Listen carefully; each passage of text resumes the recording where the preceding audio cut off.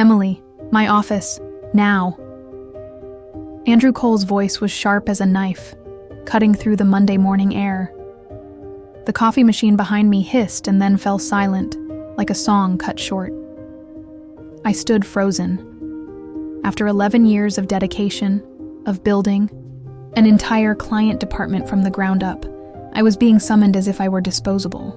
No greeting, not a shred of respect, just a cold command, as if I were nothing more than a lifeless object in this glossy glass-walled room. I turned. Andrew's eyes were like daggers, prying, arrogant, and completely indifferent to the steaming cup of coffee in my hand. In that moment, I could hear my own heart, a frantic, heavy beat like a war drum. My colleagues, scattered at their desks, froze instantly. Their eyes darted toward me before quickly snapping back to their screens, pretending to type. A thick, heavy silence fell over the room, so dense I felt I could break it with my hands.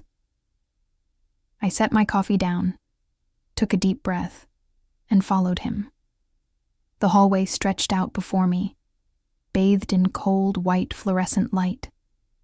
The sound of my heels striking the floor echoed, creating a heavy, steady rhythm. It felt less like I was walking through a modern office, and more like I was entering a long, endless tunnel, where the brighter the light, the colder and more alienating it became. The Bon, CEO's office door swung open. Andrew didn't bother to invite me to sit, nor did he waste time on fake pleasantries. He stood straight, leaning slightly against his desk, one hand flipping through a file with the same casual indifference he'd used to choose a lunch special. Then, without any preamble, he delivered the verdict. "You're fired. We don't need dead weight dragging this company down." I stood there, stunned. A ringing filled my ears, like a massive wave had just crashed ashore and swept everything away. "Fired? Really?" I asked, my voice trembling slightly. But the only answer was a careless nod. There wasn't a flicker of hesitation in his eyes, not a trace of humanity, just cold contempt, as if I were a number on a spreadsheet that had just been deleted. A burning rage surged through my chest. I wanted to scream. I wanted to point my finger right in his face and say, "I signed over 100 contracts. I trained a whole generation of staff. I sacrificed countless late nights, and I don't know how many evenings with my family to save. This company."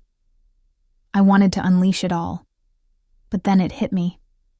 He would never listen. In Andrew Cole's mind, the decision was made, and I was just a fading shadow waiting to be erased. "You heard me," Andrew continued, his tone so casual it made my blood boil. "Pack your things, effective immediately." A moment of silence. Only the ticking of the wall clock echoed in the space, each second seeming to mock me. I felt as if someone had yanked the rug out from under my feet, leaving me in a free fall. I bit my lip hard, swallowing every word I wanted to say. Finally, I managed a faint smile, thin but proud. "I understand," I replied, my voice steady, crisp, and unwavering. Then, I turned, opened the door, and walked out. Outside, my colleagues' eyes were on me again. Some were wide with shock, others bowed their heads in avoidance, and a few just smirked. I walked past them all, without stopping, without explaining. My footsteps echoed evenly, like a hammer striking, the wall of silence that surrounded me. In the elevator, the mirror reflected my face, pale, with dark circles under my eyes, but my nose was straight, and my chin was held high. I looked at myself and wondered, has loyalty become a joke? 11 years of dedication, 11 years of putting my personal happiness aside. Did any of it mean anything when it could all be erased in a single morning by a few cold words? As the elevator doors closed, I felt my heart clench.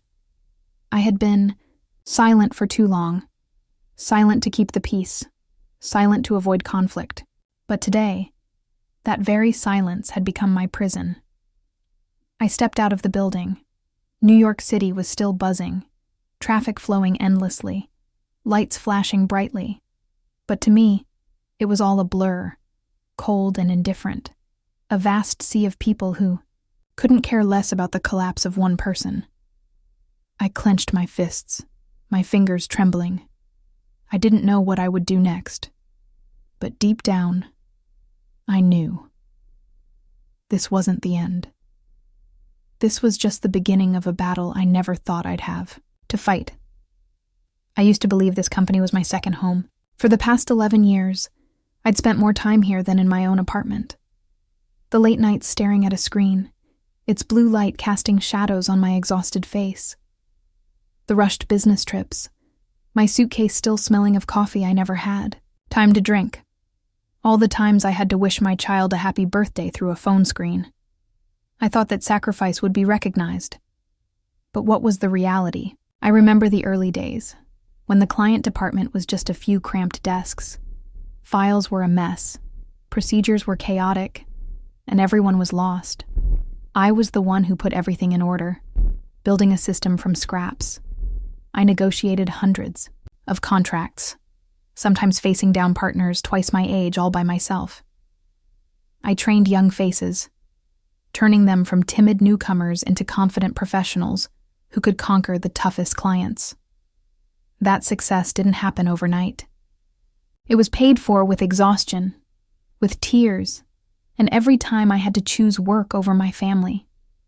And yet, in Andrew Cole's eyes, it was all just a meaningless number.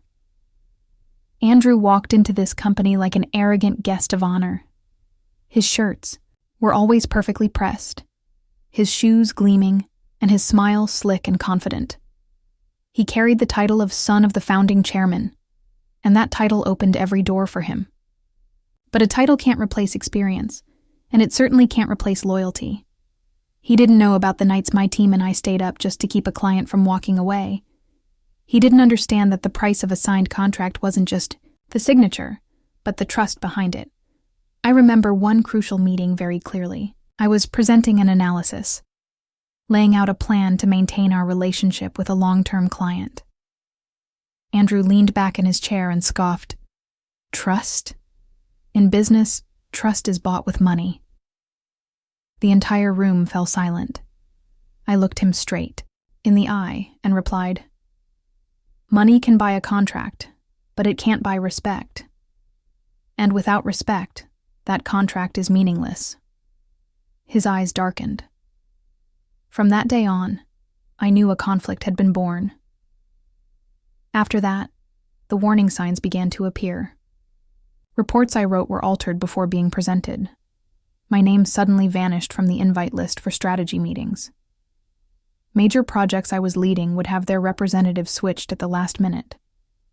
I saw presentation slides with data I had compiled myself, but with someone else's name on them. I sat in silence, forced a smile, and told myself, the work is more important than the recognition. But deep down, I felt like I was being pushed out of the very thing I had, built with my own hands. Andrew didn't need to scream to wage his war. He chose to wear me down silently, bit by bit. It was like water dripping on a stone, not loud, but relentless, until the rock finally cracks. I began to understand that this wasn't just a personal conflict. This was a power play, and I was just an obstacle he wanted to remove. Some evenings, I was the last one left in the office, staring at the city lights reflecting on the window panes, and I would ask myself, what did I do wrong? Or is it just because my last name isn't Cole? That question echoed endlessly in my head, and I realized this fight was no longer a choice. It was a destiny I was forced to confront. I packed my things in silence. On my desk, the files I'd worked with for years were now a messy pile, like scattered pieces of a life. I placed each item into a cardboard box, a photo frame of the team from our first day, a well-worn coffee mug, a few notebooks filled with hasty handwriting. Every object was a memory. Every memory was a stab wound. Colleagues watched from a distance. A few started to approach, but I gave a slight shake of my head. Don't turn this moment into a public funeral. I wanted to leave in silence, even if a storm was raging inside me. Walking down the hallway, I could feel dozens of eyes on me. Some held pity, some curiosity, some indifference. They all felt like sharp needles pricking my back. I forced myself to keep my back straight, my steps steady, but my heart was shattering, each beat hammering against my ribs with unspoken questions. 11 years of sacrifice. For what? What does loyalty mean when it can be trampled on in a single morning? The elevator doors closed, reflecting my face. A pale face, eyes heavy with exhaustion, but still struggling to maintain composure. I saw a woman who had given too much, so much that she herself had become a shadow. I looked deep into my own eyes and asked myself, have I been silent for too long? Has my patience become an invisible rope, tightening until I can no longer breathe? As the car moved through the streets, New York City appeared in a blur of yellow lights. The traffic rushed by, a river of people flowing endlessly. Everyone was in a hurry. No one cared about the collapse of a single person. I gripped the steering wheel, feeling like I was driving away from my entire life. The skyscrapers rose majestically, but in my eyes, they were just cold witnesses to an unjust sentence. I wanted to scream loud enough for the whole city to hear, but it was all trapped in my chest, turning into a suffocating silence. When I got home, I dropped the cardboard box on the floor and slumped down beside it. Silence filled the small apartment. I opened the old photo frame, my fingers tracing over the familiar faces. How many of them would still remember me, or would they just quietly carry on with their work tomorrow, treating my disappearance as a fleeting piece of news? My phone buzzed nonstop. Texts from a few colleagues. Hang in there, Emily. This is so unfair. Why did this happen? I read them all but didn't reply. Any words would just be salt in a still bleeding wound. I turned on my laptop and stared at the dark screen. My reflection was faint, small, as if the room itself was swallowing me whole. I thought of all the late nights, typing until my fingers went numb. I thought of the calls from clients while I was in the middle of dinner with my family, and how I'd left the table to answer. I thought of the holidays I spent alone in the office while everyone else was celebrating. All of those sacrifices were now repaid with 2 words: dead weight. I leaned back in my chair, my head spinning. A part of me wanted to give up, to let everything go, to accept that this career was over. But another part, a small but persistent part, whispered, "No, this isn't the end. This is just the opening act of a battle." I could feel a faint ember glowing beneath the ashes. I remembered the look in Andrew's eyes when he fired me. It wasn't just contempt. It was a desire to erase me, to crush me. I understood then that he didn't just want to get rid of me. He wanted to prove that power could break anyone, even someone who had dedicated their life to this company. And that, ironically, was what woke me up. I stood up and walked out onto the balcony. The city below was still glittering with lights. I looked down at the stream of cars and wondered, how many of them are struggling with injustices just like me? How many have stayed silent, bowed their heads, and then quietly disappeared? I bit my lip hard. I would not let myself become another forgotten name on that endless list. The phone rang again. An unknown number flashed on the screen. I hesitated, then let it ring. But in that moment, I had a feeling. What had just happened was only the prelude. The real battle was waiting for me, and this time, I would not be silent. The ringing phone finally forced me to pick it up. I looked at the strange number, a vague premonition stirring within me. I answered, and a deep, gravelly male voice came through the line. Emily? This is Richard Cole. I froze. Richard, the chairman of the board, the man who founded this company, Andrew's father. He was the one who had interviewed me 11 years ago, when I was just a nervous young woman clutching my resume. His voice was warm then, his words simple. We need people who keep their word. And now, that same voice was back, urgent, laced with suppressed fury. Emily, why did you leave the company? The question hit me like an explosion. I hesitated, a tightness squeezing my chest. Andrew. He fired me. This morning.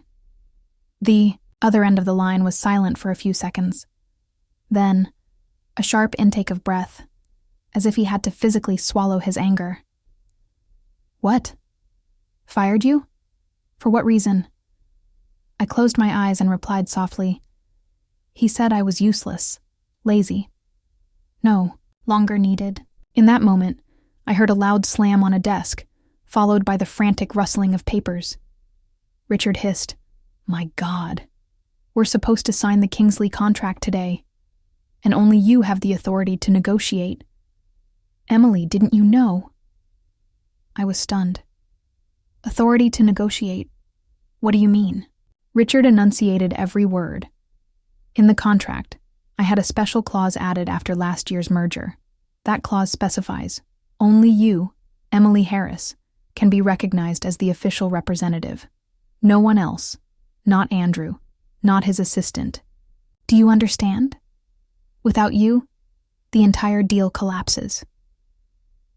I went rigid. Richard's words were like an electric current to my heart, waking something that had been dormant. I remembered the nights spent with the legal team, adjusting every word. I remembered reading it over and over dozens of times. But in my grief and anger this morning, I had completely forgotten about that clause. Now, the truth was clear. Andrew had been too eager. He hadn't bothered to read the fine print. He had shot himself in the foot. Richard continued, his voice hoarse with anger. I trusted him. I gave him too much authority too soon. But he disrespected everything, including this contract. Emily, I need you to come back. I bit my lip, my mind racing. On one hand, the hurt was still there, a raw wound. But on the other hand, this opportunity was a double-edged sword, not just to save the contract, but to reclaim my voice. I replied slowly, I'll think about it. But this time I won't come back as a pawn. I want clear terms. Richard was quiet. For a moment, then said in a low voice, You deserve it. Tell me what you need. After the call ended, I sat silently by the window. Outside, New York glittered with the lights of its skyscrapers. But inside me, light and shadow were locked in a fierce battle. A part of me wanted to walk away from it all, to live a quiet life. But the other part, the stronger part, whispered, No, this is the time to stand up. My phone buzzed again. This time, it was Andrew's number. I stared at the flashing screen. 1 minute, 2 minutes. I didn't answer. Then another call came in. From the receptionist, from the legal department, even from accounting. They came one after another, like a storm. I checked my voicemail. Andrew's voice came through, no longer arrogant. Emily, listen. Maybe I was a bit hasty. We need you to come back. Urgently. The Kingsley deal is in jeopardy. Call me back. I let out a bitter laugh. Just a few hours ago, he saw me as dead. Wait to be thrown out like a broken chair. Now he was pleading. But in his words, there was still no apology. Just panic disguised as clumsy politeness. I put the phone down and went to the kitchen. I poured a glass of water, but my hands were shaking so much that water spilled onto the counter. I took a deep breath and closed my eyes. I was no longer the woman who would silently endure. I held the power now, and this time, I was going to use it. I opened my laptop and drafted a short, concise email to Richard. I am prepared to return, but only with an official written offer. I will have full authority to negotiate with Kingsley. There will be no interference from Andrew or his team. I want a clear contract for my reappointment. I read it over, then added one final sentence. If these conditions are not met, I will not return. I hit send, feeling as if I had just laid the first brick in rebuilding my own life. Outside, the city was still bustling, but inside me, a new battle had officially begun. The next morning, I woke up after a restless night, my mind racing. My phone lit up, an email from Richard Cole. Just 7 words. Your conditions are accepted. Come in. I read it over and over, my heart pounding like a drum. This was no longer an invitation. It was an acknowledgement. I put on a black power suit, adjusted the collar, and looked at myself in the mirror. There were still dark circles under my eyes. But now, there was a fire in my gaze. I was no longer a victim being erased, but a warrior returning to the battlefield. I took a deep breath, picked up the employee ID card still in my coat pocket, the one I thought had become useless, and gave a faint smile. This card had never lost its value. It was just that someone had deliberately denied it. Walking through the grand lobby of the headquarters, I could feel the shift in the atmosphere. Employees who were chatting stopped mid-sentence, their eyes turning to me in unison. Some stared in open-mouthed surprise, others quickly looked down at their keyboards, and some looked at me with newfound respect. My footsteps echoed on the marble floor, steady and strong. I wasn't walking back in as someone begging for a job. I walked as if I owned the place. The receptionist shot to her feet, her voice trembling slightly. Ms. Harris, Mr. Cole is waiting for you on the 15th floor. I gave a slight nod without breaking my stride. With every floor I passed, the tension seemed to thicken, as if the entire building were holding its breath. I wondered how many people had been waiting for this moment. How many who were silent yesterday were now watching, hoping I would do what they couldn't. The boardroom door opened. Richard was standing there, his expression serious, but his eyes were softer. He didn't say much, just held out his hand. I shook it. It was a firm, heavy handshake, like a promise. On the table was a new file, bound in red, with the words, Reappointment Contract, Emily Harris. I flipped through it quickly, my eyes scanning every clause. Full negotiating authority. No interference from Andrew Cole. It was all therein. Black and white. I nodded. I'll sign, but this time, I want witnesses. Richard didn't object. He turned to call in the legal counsel. With the paperwork ready, I signed my name. My hand trembled slightly, not from weakness, but from a mix of indignation and resolve. As I put the pen down, I knew I was no longer in the same position. I had crossed a new threshold, not as an employee, but as a partner who demanded respect. That afternoon, I walked out into the hallway. Andrew was standing in the distance, speaking to an assistant. When he saw me, his face momentarily froze. He tried to force a smile, but his eyes couldn't hide the panic. I looked straight at him, without bowing my head, without looking away. We passed each other, and in that fleeting moment, I knew. The balance of power had shifted. Later that day, a company-wide memo was sent out. There would be an internal audit of all processes and data. No one said it out loud, but everyone understood. It was a direct shot at Andrew and his faction. The hushed looks and whispers in the hallways spread like wildfire. And I, the person who was supposed to have disappeared, was now at the center of the change. In my own office, I sat quietly, looking at the signed contract placed neatly on my desk. A strange feeling washed over me. It wasn't gloating. It wasn't the joy of victory.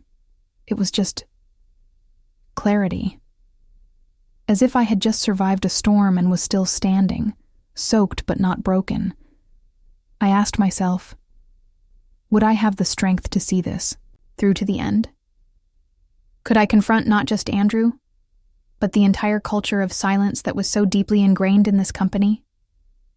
I looked out the window. The city was still bustling, the lights brilliant. I whispered to myself, there's no turning back. The only way is forward. On Friday morning, the atmosphere in the building was different. People walked faster, spoke in lower voices. Everyone knew the board was meeting in private today to hear the audit report. I walked into the lobby, the sound of my heels echoing, each step like a drumbeat signaling the start of a battle. The boardroom on the top floor opened up before me. It was a vast room, with bright white light shining down on a long oak table. Richard Cole was already seated at the head, his face grim. Beside him was the audit team, holding thick stacks of documents. The board members filed in one by one, their eyes full of questions. Finally, the door swung open. Andrew appeared. His suit was immaculate, his tie perfectly knotted, a fake smile plastered on his face. He walked in as if he were still in charge, but the quick glance he shot my way betrayed his anxiety. "Let's begin," Richard said, his voice low and firm. The audit team opened their laptops, projecting charts and spreadsheets onto the screen. One of the auditors spoke up. Over the past 3 months, multiple emails were forged, sent from Emily Harris's account. However, the digital footprint shows the logins came from a workstation near Andrew Cole's office. The room fell silent. All eyes turned to Andrew.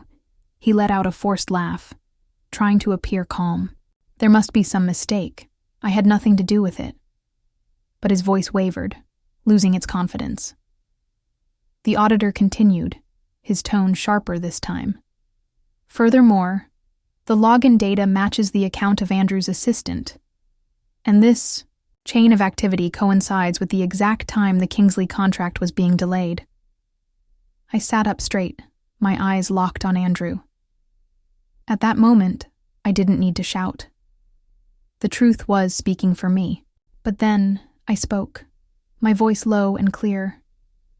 "You didn't just fire me, Andrew. You sabotaged me, and you nearly sabotaged the company's biggest contract in 5 years."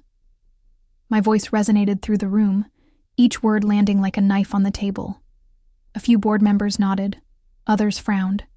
Richard remained silent, his gaze fixed on his son like cold steel. Andrew tried to fight back. "This is a misunderstanding. Emily is bitter about being let go, so she's making things up." But as soon as the words left his mouth, another auditor presented more evidence. Access logs, documents altered on the server, each data point traced back to Andrew's office. The smile vanished from his face. His expression hardened, his color draining away. He took a sharp breath, about to say something, but the words caught in his throat. I could see the panic in his eyes as the mask finally fell, revealing a man left utterly exposed. The air in the room was thick with tension. Everyone knew this was the turning point. I asked, not to Andrew, but to the entire room. If a company is led by deceit, how many more people will be buried in silence? How many people left before me carrying a pain they could never speak of? Richard slammed his hand on the table, the sound like a judge's gavel. "Enough," he said, his voice cutting like a razor. He turned to Andrew. "I gave you a chance, more than one. But you abused your power to tear someone else down, and you nearly cost this company its most important contract. Effective immediately. You are suspended indefinitely." The room was dead silent. Andrew stood frozen, his face flushed with anger and shame. He looked around, hoping for an ally to defend him. But no one spoke. Everyone avoided his gaze. He turned to me, his look a mixture of fury and helplessness. But this time, I didn't look away.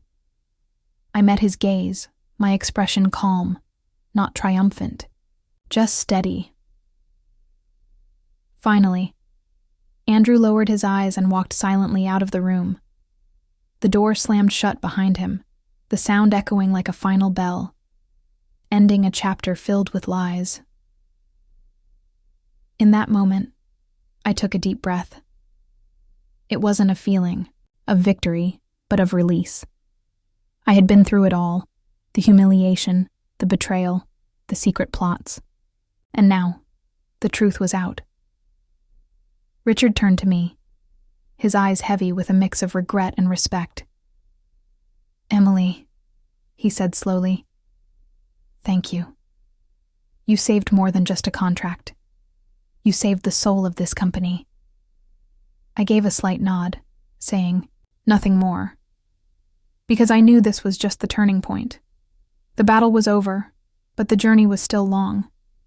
After the board meeting, the news spread like wildfire. There was no loud press release, no sensational headlines, but everyone in the industry knew. Andrew Cole had lost the CEO chair. The internal memo was just one line. Mr. Andrew Cole will be taking a temporary leave of absence to attend an international management training program. The wording was soft, polished, but everyone understood it was a way for the Cole family to save face. A few days later, I walked into my new office, a spacious, sunlit room on the 15th floor. On the oak desk sat a nameplate, Emily Harris, Vice President, Client Strategy. I ran my hand over the letters. They were cool, solid. I had walked through the storm, and now I was standing where I deserved to be. Richard visited me that afternoon. He was quiet for a moment before saying, "Thank you, Emily. You saved this company from an irreversible mistake." I looked into his eyes and saw the exhaustion of a father who had just been forced to punish his own son. I replied softly, "I only did what had to be done, and so did you." There was no sense of triumph in my heart. Not because I forgave Andrew, but because I understood. This failure was a sentence he had written for himself. Power without responsibility is just an inflated shadow, destined to pop. In the days that followed, I began to reorganize the department. I opened the boardroom doors, inviting back employees who had been sidelined. I re-established more transparent processes, allowing everyone to contribute their ideas. I even set up an anonymous feedback system so that no one would ever have to be afraid to speak up again. The office began to change. Laughter returned to the break room. The way my colleagues looked at me was no longer with apprehension, but with trust. Among the congratulatory emails I received were messages from long-term clients. "We are so glad you are still our representative." Reading those words, I understood that trust, the very thing Andrew believed could be bought with money, was a company's most valuable asset. One evening, as I was standing by the window looking down at the city, Richard called me. His voice was hoarse. "Andrew will be gone for a few months. I'm putting him in charge of a small overseas branch. He needs to struggle, to learn the lessons his father couldn't teach him in this office." I was silent for a long moment, then replied, "Perhaps that's the only chance he has to find himself again." Richard didn't answer, just sighed. In that sigh, I heard the conflict of a father and a leader. The day Andrew left the company, there was no farewell party, no celebratory speeches. He walked out quietly, his suitcase rolling on the cold stone floor. I happened to see him from a distance. The usual arrogance was gone. His head was bowed, his shoulders slumped. For a fleeting moment, I no longer saw a villain, but a young man consumed by his own shadow. I didn't smile. There was no malice. I just sighed. Because sometimes, the harshest punishment is losing the one thing you thought you would own forever: power. I returned to my desk and opened my laptop. My inbox was full of congratulatory emails, but I paused at a short message from a junior colleague. Emily, I saw how you faced everything. I learned that silence isn't safety. Thank you. Reading that, my eyes welled up. Perhaps that was the real reward. I knew my journey wasn't over. There was still much to build, many values to protect. But from this day forward, I would never again let silence be my prison. Outside, New York City shone brightly. The towering buildings seemed to remind me that power can change hands, but integrity and trust must be earned with your own two hands and your heart. And I knew in this battle, I had won the most important victory. Not by taking down an arrogant man, but by reclaiming my own worth.